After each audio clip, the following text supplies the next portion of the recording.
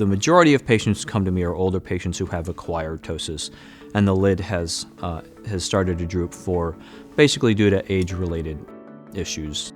Either the muscle has weakened, or there is excess skin, or the brows are drooping.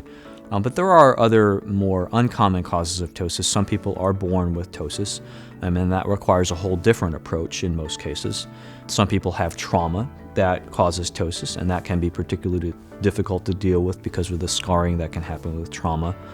Some people have neuromuscular diseases such as myasthenia gravis or chronic progressive external ophthalmoplegia, third nerve palsies, and other such things.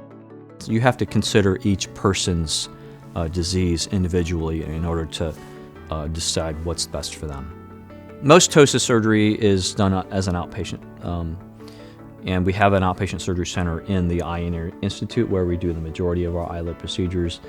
Most of those procedures are done under a local anesthetic with little or no sedation.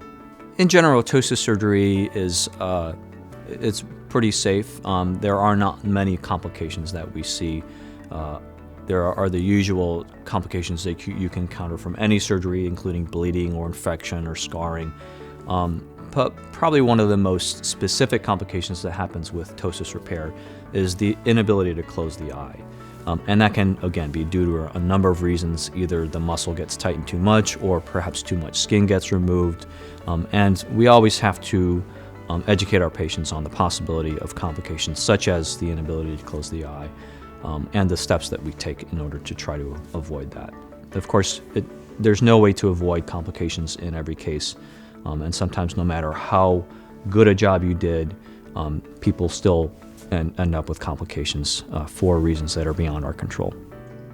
Postoperatively, patients can expect about a week or so of swelling and bruising.